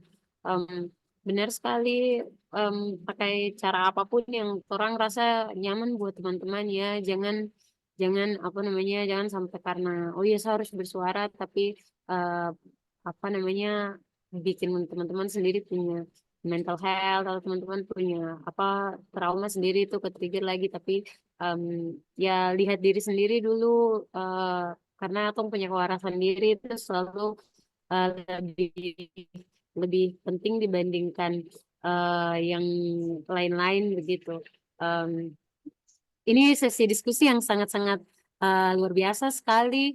Em, saya senang sekali teman-teman semua sudah bisa join dan kita dapat banyak apa banyak banyak pelajaran dan juga tadi ada kakak yang bilang tidak apa-apa kakak 5 SKS juga kita akan duduk dengar begitu ya. Buat kakak Ira bicara tentang ini tapi em, yang mau saya sampaikan untuk merangkum sesi ini karena sebenarnya kita sudah lewat jam ya teman-teman di Papua sudah jam 12 teman-teman. eh, sepertinya bukan sepertinya tapi memang kita alokasikan waktu cuma 1 jaman saja begitu. Em, em, yang harus kita ingat dari pengalaman oh iya saya lupa ini ada satu pertanyaan lagi Kakak Ira, saya tidak baca dia punya ini. Iya, dari kakak Francisca Pigai mungkin ada pertanyaannya kakak. Semua penjelasan sungguh benar memang terjadi di sekitar Kitong. Saya ada punya satu kisah. Ini kakak Francisca cerita. Kebetulan saya tinggal di kompleks perumahan di daerah Abepura. Saya selesai kuliah tahun 2012. Saat kejadian organda berdarah karena itu menyangkut antar orang gunung dan Gunung Wamena. Saya dan keluarga saya tinggal di perumahan organda. Kebetulan ortu saya bertugas di daerah Wamena dan kami dari Paniai. Jadi ada tetangga yang bertanya, kan anak-anak selesai kuliah, kenapa tidak pulang saja ke Wamena? Tinggal di Jayapura bikin kacau saja. Spontan saya membalas dengan pertanyaan seperti ini, kenapa ini masih Pulau Papua? Kita orang Papua dan bebas tinggal di daerah mana saja. Kalau kita mampu terus Anda sendiri dan kurung Om, kenapa mau datang tinggal di sini? Sejelas-jelas Anda orang dari luar. Bingung sendiri. Yang saya mau tanya apakah dari pertanyaan atau pernyataan di atas mengandung diskriminasi. Apakah jawaban saya bisa dikategorikan sebagai diskriminasi? Oh, kakak Francisca bertanya apakah yang kakak Francisca bikin ini ke omnya itu juga diskriminasi begitu kakak? Kenapa ini masih kita orang Papua bebas tinggal dari mana saja, terus Om kenapa mau datang lagi di sini, sudah jelas sudah. Oke, ini ya yang apa yang dialami ini kan terjadi sehari-hari toh di Papua tercinta ini kan, itu hal. Jadi gini teman-teman, di Papua itu sekarang sentimen tuh sangat kuat. Saya senang tadi ada siapa, ada Santio kah? Tadi Halo, ada bilang di grup iya juga betul, ada saya Santio, Satio. mungkin ya Iya, senang sekali dia baca Santio saya sangat senang Netral bisa dan diterima ikut di sini. sip, mantap. Nah, ini menurut saya ini menarik sekali berbicara soal ini karena ini sekarang hal yang sudah di Papua itu ada hal percikan sedikit saja, nanti langsung dibawa semua ke identitas. Nanti kalau kamu kembali ke Jayapura, betapa Papua itu memenuhi segala syarat untuk konflik terbuka. Ini bicara konflik ya. Nah, bicara konflik terbuka antara entah suku atau antara identitas tertentu. Nah, tapi dalam konteks yang tadi, memang kalau kita melihat baik-baik, kalau yang ibu itu dia maksudkan atau om itu dia maksudkan adalah menuju kepada bikin kacau itu menuju kepada mana? Kalau dia maksud bikin kacau karena kau mahasiswa atau karena kau mahasiswa dari Wamena. Kalau kau masuk dari Wamena, otomatis memang itu adalah sebuah stigmatisasi yang dibangun. Kalau itu yang dia maksudkan memang karena sudah ada stigmatisasi berarti yang muncul terhadap mahasiswa, apalagi mahasiswa orang Wamena. Oh, Baudong ini tukang bikin onar di Jayapura atau di mana, atau oh, Don tukang ini, tukang ini. Karena kalau konteks, mungkin karena tadi kan dalam konteks Organda yang pada waktu Organda berdarah itu kan sangat kuat sekali toh sentimen-sentimen itu. Jadi memang kalau kita lihat kalau itu memang dia berasal dari cara pandang dia melihat bukan mahasiswa tapi dia melihat Wamena, mahasiswa Wamena, berarti otomatis apa yang dilakukan tuh memang adalah bagian daripada rasisme yang dimulai dengan stigmatisasi terhadap identitas yang namanya Wamena. Itu ya. Jadi kalau memang itu kembali ke dia kalau memang seperti itu dan memang itu adek kok rasakan berarti memang itulah diskriminasi. Sudah terlalu banyak di Papua diskriminasi seperti itu. Nah, itu juga jadi itu terjadi sesering sekali deh. Itu yang saya bilang karena itu terjadi sesering antara di Papua non Papua, gunung pantai, Bugis, Makassar apa semua ini nih kan semua tuh sekarang tuh Papua itu kan terlalu banyak identitas. So, tetapi persoalannya adalah kita tuh jadi lebih terkotak-kotak kalau kamu lihat identitas banyak, tapi kotak-kotaknya tuh dibuat kaku. Dan sudah seperti itu, tadi konteks opresi, marginalisasi, pelanggaran HAM, itu dia menuangkan bensin yang banyak sekali, yang kalau hal kecil, itu dia akan buat menjadi besar. Jadi menjawab pertanyaan itu, betul itu diskriminasi. Dan yang kau jawab menurut saya itu hal-hal yang memang biasa saja dijawab seperti itu, tapi yang saya lebih fokus kepada pernyataan pertama dari orang itu terkait dengan mahasiswa Wamena. Menurut saya itu berangkat dari stigmatisasi terhadap mahasiswa dari Wamena, orang Wamena. Itu ya. Sip, oh ya untuk Santio juga nih, terima kasih. Tadi saya juga mau bilang bahwa ini bagus sekali untuk ruang teman-teman, tapi baik juga teman-teman mungkin sekalian kalau ini ya closing statement, kadang bilang bukan closing statement juga, tapi kita agenda adalah kita dalam kita punya diri sendiri menyadari rasisme, melawan rasisme, bangun tong punya diri dan membebaskan tong pemikiran, tapi menurut saya ada agenda di luar juga mengedukasi publik, tapi juga mengajak lebih banyak teman-teman yang harusnya teman-teman yang tidak mengalami itu teman-teman menyebut non Papua misalnya teman-teman yang bukan orang Papua asli juga untuk bersolidaritas dengan kita tuh menurut saya itu penting sekali. Harus lebih banyak aku harapan tuh lebih banyak orang Indonesia, lebih banyak orang Indonesia di Papua yang bisa bicara tentang rasisme, yang bisa bilang bahwa ini ada rasisme untuk kita orang-orang yang bahkan bisa berkarya untuk melawan rasisme bersama dengan orang Papua. Karena ini bukan masalah ideologi, rasisme itu bicara soal kemanusiaan orang Papua. Jadi menurut saya harus lebih banyak, kita agenda harus lebih banyak solidaritas perempuan lintas dalam interseksionalitasnya, lintas apapun untuk bersolidaritas melawan rasisme bersama kita. Itu kita agenda jangka panjang. Begitu deh. Baik, Makasih banyak komentar, terima kasih banyak komentar-komentar dan untuk ini pertanyaan-pertanyaannya. Terima kasih. iya, luar biasa sekali ya. Em, oh ini ternyata Kakak Naila mungkin sudah menyampaikan ya di di kolom komentar kalau Kak Ira dan teman-teman, terima kasih atas diskusinya. Kami juga jadi berefleksi sebagai sekutu dalam kurung bukan orang Papua terhadap pengalaman teman-teman di Papua. Iya benar teman-teman. Karena kadang kalau kita bicara sebagai orang Papua saja itu kadang kita dinilai sebagai apa namanya itu kan cuma dari satu sisi saja dari sisi lain apa kita kan harus lihat dua arah begitu dua sisi orang lain buat bicara begitu dan itu yang seperti kayak tadi Kak Ira bilang nah itu tuh yang dilakukan oleh apa yang dampak dari opresi ini sendiri begitu kalau kita punya pertanyaan itu kita punya pernyataan kadang dipertanyakan lagi iya tapi kan kalau tidak ada asap kalau tidak ada api begitu makanya penting sekali untuk tidak hanya kita sendiri yang orang asli Papua untuk bergerak tapi juga bangun solidaritas dengan teman-teman em, teman-teman non Papua begitu teman-teman apalagi teman-teman yang tinggal di Papua atau kemudian punya kepedulian khusus tentang Papua karena ketika kita bangun solidaritas em, teman-teman juga memberikan ruang untuk kami yang ketika ingin menyuarakan suaranya itu sangat-sangat terbatas. Jadi teman-teman jadikan teman-teman punya diri itu sebagai perpanjangan tangan, sebagai mic begitu, kayak pengeras suara. Kalau ayo sampai teman Papua berteriak, saya bantu teruskan dia punya suara dan saya kasih tahu orang-orang di sekitar saya kalau iya memang rasisme itu terjadi dan itu tidak hanya terjadi buat em, teman-teman dan itu tidak hanya dan itu benar-benar terjadi dan kita juga sebagai orang yang bukan Papua juga harusnya lebih bisa bersolidaritas dengan teman-teman Papua begitu. Em, ini diskusi yang sangat-sangat insightful sekali ya. Saya senang sekali bisa ketemu dengan teman-teman semua, dengan Kakak Ira, kakak-kakak semua yang sudah datang. Em, Terima kasih karena kakak-kakak sudah aktif sekali di kolom komentar, tapi juga aktif bertanya. Kiranya ruang diskusi ini dapat menjadi salah satu tempat aman dan tempat nyaman untuk teman-teman bersuara dan menyatakan teman-teman punya pendapat.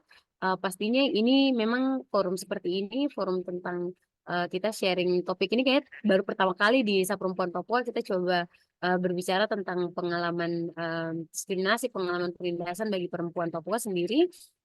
Dan kita janji kalau ini bukan yang kali terakhir forum ini, forum seperti ini ada, kita akan usahakan kalau supaya forum-forum seperti ini ke depannya bisa tetap ada dan semoga teman-teman semua juga bisa ikut join dan bergabung. Rencananya kita ada punya proyekan untuk menulis buku. Memang studi kasusnya masih sangat masih sangat kecil sekali kita em, tapi saya harap teman-teman semua kalau misalnya hendak bercerita atau hendak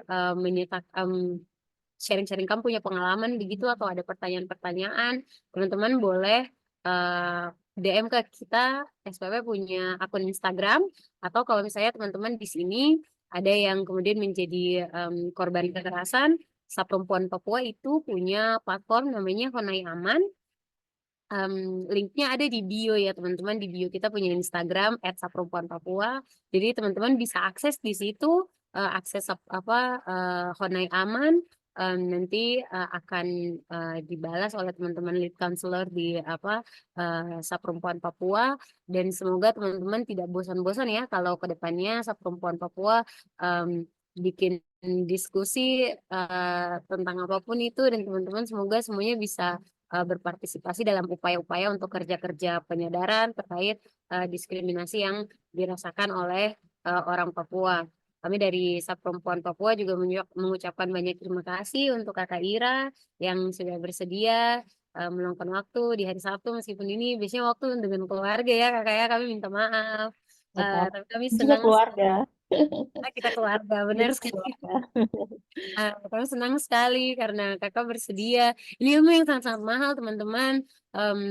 Dan juga kita pikir Kak Ira, terima kasih karena Kak Ira juga sudah menggunakan Kak Ira punya platform, Kak Ira sudah menggunakan Kak Ira punya pekerjaan untuk ikut bersuara dan juga menyebarkan awareness begitu tentang apa yang dialami oleh perempuan Papua. Terima kasih Kakak juga sudah menyemangati kita untuk semua bisa sama-sama bersuara dengan caranya kita masing-masing. Dan sesi ini sangat-sangat menurut saya sangat-sangat berkesan sekali dan semoga teman-teman yang ada di dalam ruang Zoom juga merasakan hal yang sama ya. Jadi saya tidak sendiri yang merasa ini berkesan sekali. Tapi semoga teman-teman juga ya. Sebelum kita mengakhiri kita punya diskusi, kita akan foto bersama. Nanti akan dibantu oleh Kakak Olive atau Kakak Mita. Jadi teman-teman, nyalakan kameramu, berikan senyum terbaikmu, berikan Makasih. senyum. Oke, kita tunggu teman-teman buka ini ya. Kita akan Ya, tunggu teman-teman buka kamera, nanti boleh langsung dipandu sama Kakak Olive. siap. Silakan yang mau buka, kalau yang mau buka saja, ya. Kalau yang tidak nyaman untuk buka tidak jadi masalah. Oke, oke ini masih ada yang atur-atur rambut dulu, jadi mungkin saya atur rambut dulu.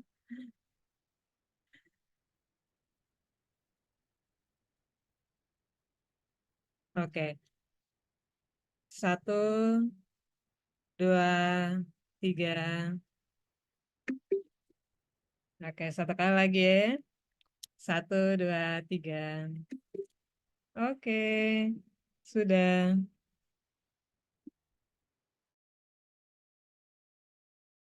Siap, terima kasih banyak teman-teman semua. Selamat beraktivitas, selamat berakhir pekan. Sama-sama semuanya. Teman-teman semua. Terima kasih semua. Terima kasih Kakak. Makasih, Kak. Dadah. Terima kasih semua. Terima kasih. Terima kasih. Ditunggu diskusi selanjutnya kakak-kakak. Iya, Siap Kak Nala, terima kasih banyak. nanti pantau kita punya sosial media saja ya.